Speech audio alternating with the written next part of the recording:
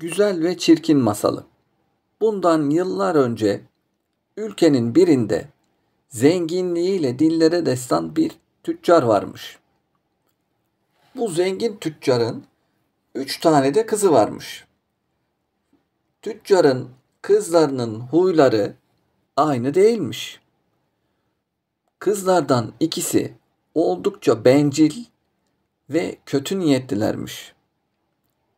Kızlardan biri ise sarışın, mavi gözlü, güzelliği yanında bir o kadar da iyi kalpli ve yardımsevermiş.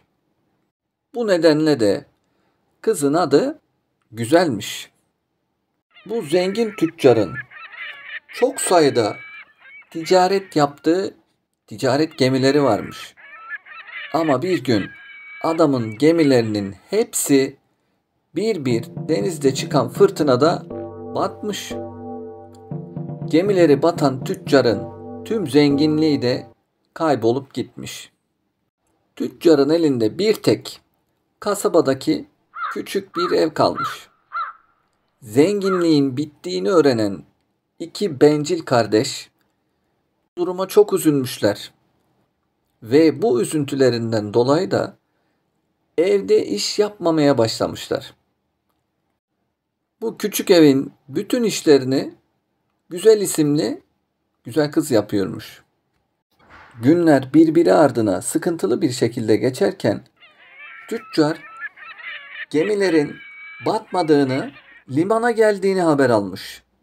Hemen bu durumun doğruluğunu öğrenmek amacıyla da limana gitmeye karar vermiş. Yola çıkmadan önce de 3 kızıyla konuşmuş. Onların kendisinden bir isteği olup olmadığını sormuş.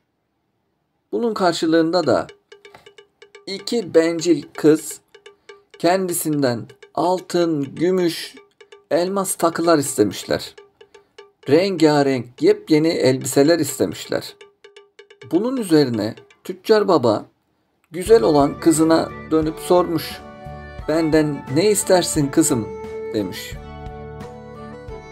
Güzel isimli kız ise babasından sadece bir tane gül istediğini söylemiş. Bundan sonra tüccar evden ayrılıp limana doğru yola koyulmuş. Tüccar gerçekten de limanda gemisini bulmuş ve gemisindeki paraların hepsini almış. Ama ne yazık ki bu paraları dolandırıcılara kaptırmış. 5 parasız kalmış bizim tüccar. Dolandırılmasına çok üzülen tüccar evine gitmek için yola koyulmuş.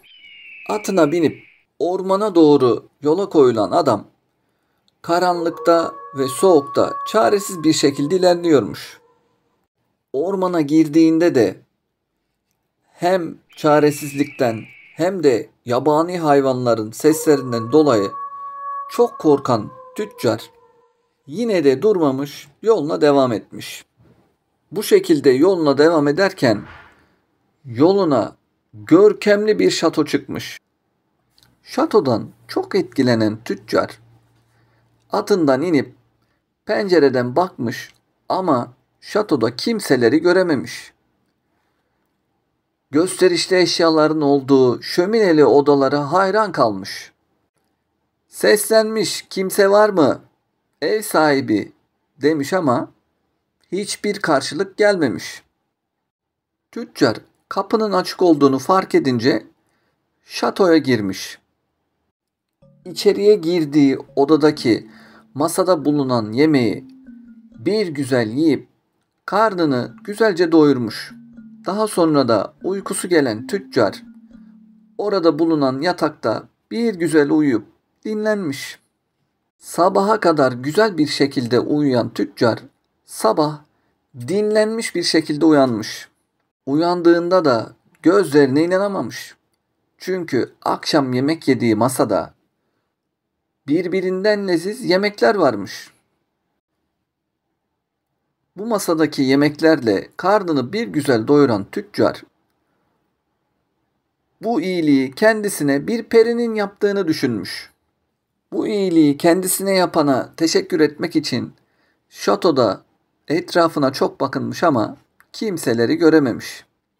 Sonunda şatodan ayrılıp kızlarının yanına dönmeye karar vermiş. Şatodan çıkıp bahçenin içinde ilerlerken de bahçedeki güzel güller dikkatini çekmiş. Ve Güzel isimli kızının ondan gül istediği aklına gelmiş. Tüccar da oradaki güllerden birisini koparıp almak istemiş. Ve gülleri koparmasıyla etrafta bir gürültü peydah olmuş.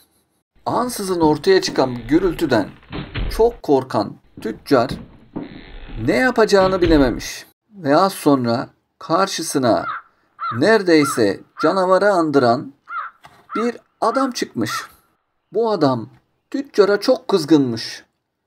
Kendisinin tüccara iyilik yaptığını, ona yemekler yedirdiğini, güzelce yatağında uyuttuğunu ama tüccarın da buna karşılık nankörlük yaptığını söylemiş. Karşısına birden çıkan bu çirkin adamdan ve söylediklerinden çok korkan tüccar adama dönüp kopardığı gülü kızına götürmek istediği için kopardığını söylemiş. Ve çirkin adam tüccarın bu konuşması üzerine şaşırmış. Ve kızgınlığı daha da artmış. Sen benim bahçemdeki gülleri izinsiz koparamazsın demiş. Kendisine yaptığı iyiliklerin karşılığının bu olmaması gerektiğini söylemiş. Bir canavarı andıran çirkin adam en son tüccara bu yaptığının büyük bir cezasının olacağını, eğer kızlarından birisini kendisiyle yaşaması için şatoya yollamazsa 3 ay içinde öleceğini söylemiş. Bizim fakir tüccar da canavara benzeyen bu çirkin adamın söylediklerinden sonra umutsuz bir şekilde eve dönmek için yola koyulmuş. Çünkü kızlarından hiçbirinin bu teklifi kabul etmeyeceğini düşünüyormuş.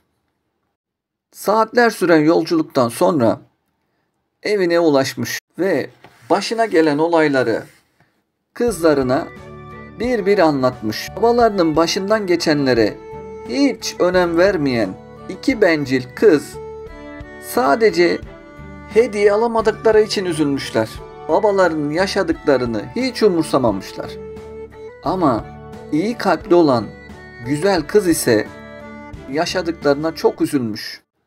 Tüccar baba şatoda canavar görünümlü çirkin adamla yaşadıklarını ve bu çirkin adamın sözlerini de kızlarına anlatmış. Durumun ciddiyetinin farkına varan güzel kız babasının durumuna daha da üzülüp çirkin adamla yaşamak için şatoya kendisinin gidebileceğini söylemiş. Bencil kızlar da elbette güzelin gideceğini, çünkü babasının başlarına gelenin güzele vermek için gül koparmaya çalışmasından olduğunu söylemişler. Bu konuşmalarından günler sonra tüccar ve güzel kız birlikte şatoya gitmişler. Baba kız şatoya gittiklerinde her şeyin 3 ay öncesindeki gibi olduğunu, etrafta yine hiç kimselerin olmadığını görmüşler. Kendileri için hazırlanmış olan masaya oturup bir güzel karınlarını doyurmuşlar. Ve yemeğin sonunda ev sahibi çirkin adam ortaya çıkmış. Güzel kız çirkin adamı görünce çok korkmuş. Çünkü bu çirkin adam babasının anlattığından da çirkin, neredeyse bir canavar görünümündeymiş. Çirkin adam güzel ile konuştuktan sonra artık tüccar onları şatoda bırakıp bencil kızlarının yanına dönmüş. O gece güzel kız rüyasında bir peri görmüş ve peri güzel kıza babasını kurtarmak için yaptığı bu işin çok güzel bir karşılığı olacağını söylemiş.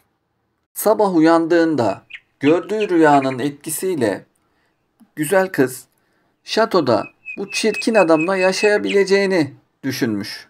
Daha sonra da şatoyu ve şatonun bahçesini gezmiş. Güzel kız hem şatoya hem de şatonun bahçesine hayran kalmış. Saatler geçtikten sonra akşam yemek için çirkin adam ve güzel masaya oturmuşlar. Yemek yerlerken çirkin adam güzele ne kadar güzel olduğunu, onu izlemekten büyük keyif aldığını söylemiş. Eğer kendisinden rahatsız olduğunu düşünüyorsa da şatodan çıkıp gidebileceğini belirtmiş. Bunun üzerine güzel ise çirkin adama şatonun kendisinin olduğunu ve burada yaşamaya devam etmesi gerektiğini söylemiş. Yemek sırasında çirkin adam güzele evlenme teklif etmiş ve güzelin bu teklifine cevap vermesini istemiş. Güzel de çok açık bir şekilde adamı çirkin bulduğunu ve evlenme teklifini de kabul etmeyeceğini söylemiş.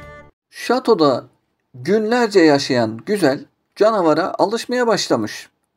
Çünkü canavara benzeyen bizim çirkin adam her gün onunla sohbet ediyormuş.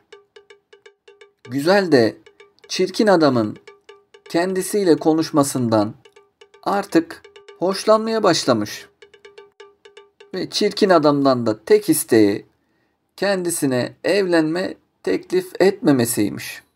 Günler, haftalar, aylar böyle geçip giderken güzel tüccar babasının hasta olduğunu öğrenmiş ve onun yanına gitmek istemiş. Çirkin ise onun gitmesine izin vereceğini ama geri dönmeyeceğini düşündüğü için üzgün olduğunu belirtmiş. Yine de babasının yanına gittikten sonra geri dönmek isterse ona verdiği yüzüğü yastığının altına koyduğunda tekrar şatoya dönebileceğini söylemiş. Güzel de geri döneceğine dair söz vermiş ve ertesi sabah uyandığında kendisini tüccar babasının evinde bulmuş.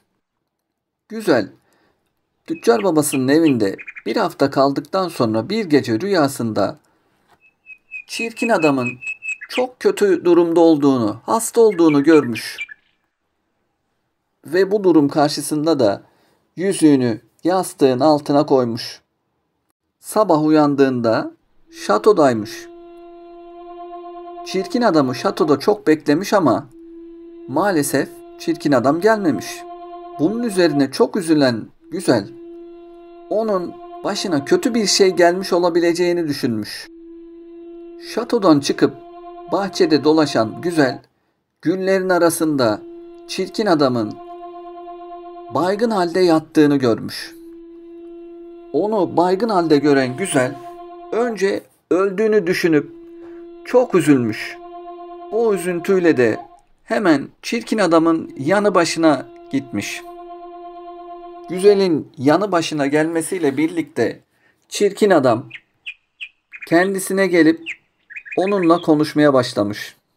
Çirkin adam güzelin babasının evinden yanına tekrar gelmeyeceğini düşündüğü için çok kötü olduğunu ve böyle baygın halde güllerin arasına düştüğünü belirtmiş.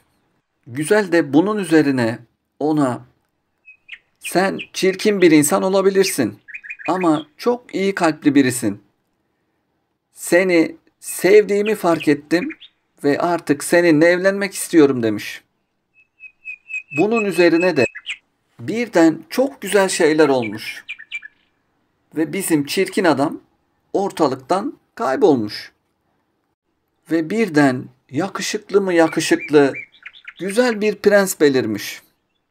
Bizim güzel de bu yabancı kişiyi görünce üzgün bir şekilde ona çirkin adamı istediğini, kendisini tanımadığını, yanından gitmesini istediğini söylemiş. Ve yakışıklı prens de kendisinin çirkin adam olduğunu, yıllar önce yapılan bir büyüden dolayı bu şatoda yaşamak zorunda kaldığını, çok çirkin bir insana dönüştürüldüğünü anlatmış. Kendisine yapılan büyünün evlenmeyi kabul etmesiyle de bozulduğunu belirtmiş.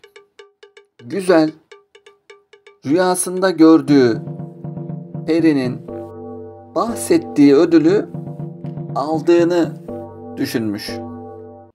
Daha sonra yakışıklı prens güzeli ve tüccar babasını alıp kendi ülkesine götürmüş. Prensin ülkesinde güzel ve prens çok güzel bir düğünle evlenmişler ve sonsuza dek mutlu mesut yaşamışlar. Bu masalımız da burada bitmiş. Gökten 3 elma düşmüş.